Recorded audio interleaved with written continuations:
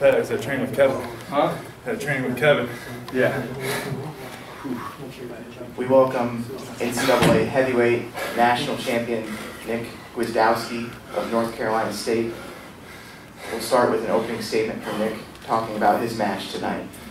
I knew it was going to be a war. It was not going to be easy.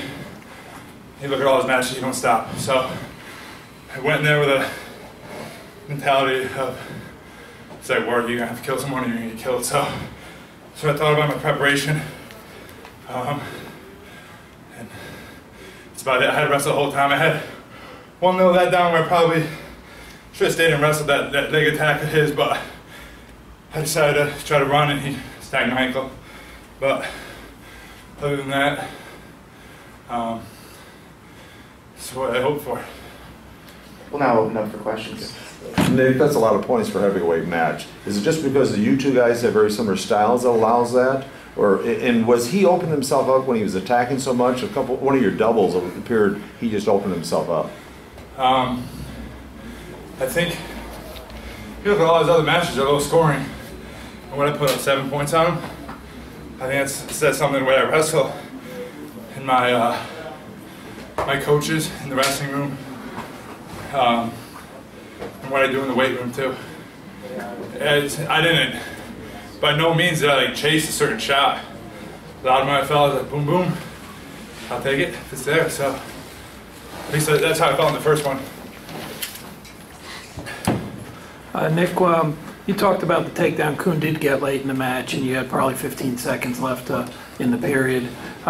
Any doubt you were going to get out in that and get that point and not have to play overtime? No, I knew I was, like how easy I got out the first time. I was like, all right. But I don't know, the way I feel about it is like, here I am, I scored 2 takedowns and a reversal, and it's still a 1-point match at the end. Mm-hmm. So it's like, here I did all this stuff, nothing against him, it's kind of scoring. It's like, he got 1 takedown and 3 escapes, and it's a 1-point match. Here I went after all the offensive moves. This is like for everyone. It's like, you do all this work, but then in the end you can win by 1 point. So.